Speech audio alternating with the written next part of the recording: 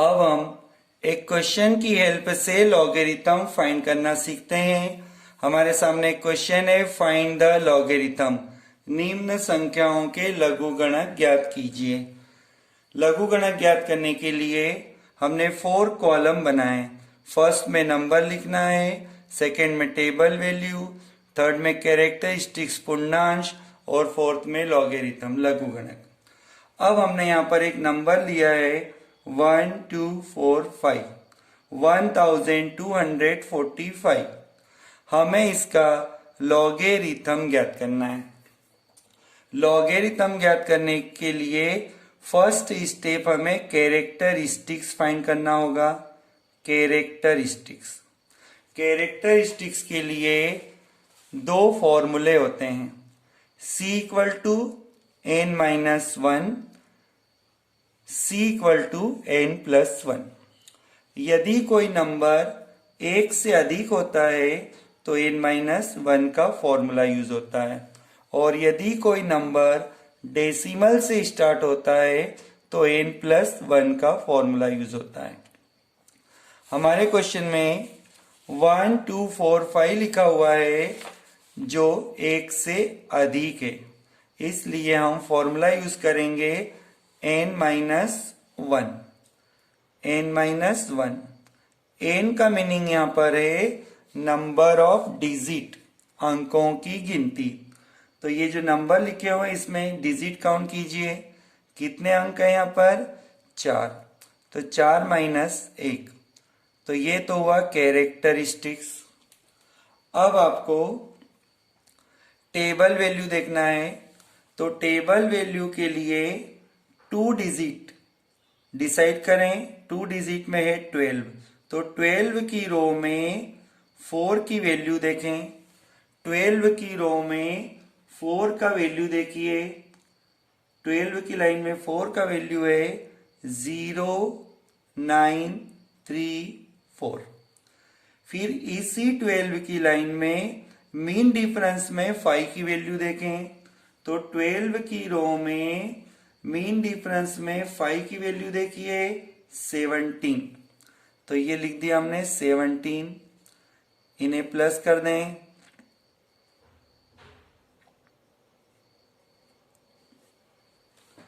Zero 951। तो logarithm 1 2 4 5 का logarithm होता है 3। कैरेक्टरिस्टिक्स लिखना है, फिर डेसिमल लगाते हैं और फिर टेबल वैल्यू लिख देना है। तो ये 1 2 4 5 का लॉगरिथम होता है 3.0951। नेक्स्ट डिजिट हम लेते हैं 3155, 3155। सबसे पहले कैरेक्टरिस्टिक्स, ये 3155 जो लिखा है ये एक से अधिक है, ये नंबर एक से अधिक है, इसलिए c equal to n minus 1। n का मीनिंग होता है नंबर ऑफ डिजिट। इसमें डिजिट गिनिए कितने हैं 4, 4 माइनस 1, तो ये हुआ 3। अब हमें 31 की रो में जाके 5 की वैल्यू देखना है। 31 की लाइन में जाकर 5 की वैल्यू देखें। 31 की रो में 5 की वैल्यू है 4983। फिर इसी 31 की लाइन में जाके मीन डिफरेंस में 5 की वैल्यू देखें। 31 में मीन डिफरेंस में 5 की वैल्यू होती है 31 की लाइन में जाकर 5 की वैल्यू देखिए 7। टोटल कर दें 4990। तो ये लॉगरिथम हुआ 3.4990। नेक्स्ट, अब हमने यहां पर लिया है 31.55। किसी भी नंबर का लॉगरिथम देखना हो तो पहले फॉर्मूला डिसाइड कीजिए कैरेक्टरिस्टिक्स के लिए। 31.55 ये नंबर भी 1 से अधिक है, तो फॉर्मूला होगा n-1। n का meaning number of digit, n का मीनिंग होता है नंबर ऑफ डिजिट, अंकों की गिनती। तो इसमें अंक यदि गिनने की बात आती है तो डेसिमल के बाद को डिजिट नहीं कहा जाता है, तो यहां पर 2 अंक मानेंगे। तो n की वैल्यू है 2 - 1, तो ये हुआ 1। अब टेबल वैल्यू देखते समय डेसिमल का कोई इफेक्ट नहीं होता है, तो आपको 31 की रो में जाके 5 की वैल्यू देखना है 4983, और इसी 31 की रो में मीन डिफरेंस में 5 की वैल्यू देखेंगे 7, तो ये होता है 4990। तो ये लॉगरिथम हुआ 1.4990। Next 0 decimal 03155। अब देखिए हमने 0.03155 नंबर लिखा है। अब यहां पर कैरेक्टरिस्टिक्स के लिए आपको फॉर्मूला लगाना होगा n+1। आप सोचेंगे हमने n+1 क्यों कर दिया, तो आप देखिए जब भी कोई संख्या 1 से कम होती है अर्थात दशमलव से प्रारंभ हो तो c का फॉर्मूला n+1 होता है। If number is less than 1 और इन डेसिमल, तो ये नंबर डेसिमल से स्टार्ट हुआ है इसलिए n+1। n का मीनिंग होता है number of zero after decimal. तो डेसिमल के बाद देखो कितने जीरो है, डेसिमल के बाद एक जीरो है। n का मीनिंग यहां पर हो गया नंबर ऑफ जीरो, शून्य की गिनती। तो शून्य की गिनती में एक शून्य आता है, 1+1, तो ये हुआ 2। लेकिन इस 2 को बार दर्शाया जाएगा, बार। ऊपर माइनस की लाइन शो की जाती है जिसे बार पढ़ते हैं।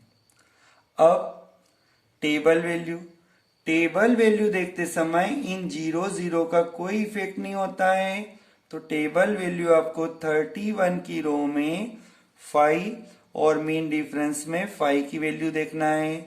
तो ये वैल्यू हम बार बार सेम देख रहे हैं, 4983 एंड 7 4990। अब यहां पर हमारा कैरेक्टरिस्टिक्स बार 2 शो होगा, फिर डेसिमल 4990। नेक्स्ट नंबर हम लेते हैं 0 डेसिमल 0070। अब यहां पर c का फॉर्मूला होगा n+1, क्योंकि जब भी कोई नंबर डेसिमल से स्टार्ट होता है तो n+1 का फॉर्मूला यूज होता है। n का मीनिंग होता है number of zeros after decimal, दशमलव के बाद शून्य की गिनती। तो दशमलव के बाद 2 शून्य गिने जाएंगे। किसी अंक के आने के बाद यदि 0 आता है तो उसे काउंट नहीं करते हैं। तो यहां पर दशमलव के बाद में 2 0 है, तो ये 2+1 होता है 3। अब टेबल वैल्यू देखने के लिए इन 0 का कोई इफेक्ट नहीं, टेबल वैल्यू देखते समय 2 अंक होना चाहिए। अब देखिए हमारे पास 2 अंक तो है 70। अब 70 की लाइन में आगे क्या देखें, 70 की लाइन में आगे कोई वैल्यू नहीं है, तो टेबल देखते समय 0 0 देखा जा सकता है। तो 70 की लाइन में जाकर जीरो जीरो की वैल्यू देखिए, तो ये 70 की लाइन में जीरो की वैल्यू है 8451 और मेन डिफरेंस में तो जीरो होता ही नहीं है, तो ये हुआ 8451। तो ये कैरेक्टरिस्टिक्स हुआ बार के 3 और लॉगरिथम लिखते समय बार 3 डेसिमल 8451। क्लियर? नेक्स्ट अब हम देखते हैं 0.05। जब कोई नंबर डेसिमल से स्टार्ट होता है तो सी का फॉर्मूला होता है n+1। n का मीनिंग होता है number of zero after decimal. तो डेसिमल के बाद कितने जीरो हैं? 1। तो ये 1 + 1 हुआ 2, इसे बार 2 कहा जाएगा। अब टेबल वैल्यू देखते समय 0.00 का कोई इंपॉर्टेंस नहीं है। अब टेबल देखने के लिए हमारे पास बचा है केवल 5। 5 के आगे कुछ नहीं है, तो आप 0 0 देख सकते हैं। 5 की तो टेबल वैल्यू भी नहीं होती है, क्योंकि टेबल वैल्यू 10 से स्टार्ट होती है, तो इसे हम 50 अज्यूम करेंगे। लॉग टेबल देखने के लिए आप कितने भी जीरो लगा दें कोई इफेक्ट नहीं होता है। तो यदि हम 5 को 5000 भी पढ़ लें तो कोई प्रॉब्लम नहीं है, केवल टेबल देखते समय। तो 50 की रो में जीरो देखो, 50 की रो में जीरो है 6990। तो ये कैरेक्टरिस्टिक्स हुआ बार 2 और फिर डेसिमल के बाद टेबल वैल्यू लिख दें, तो ये लॉगरिथम होता है बार 2.6990। क्लियर?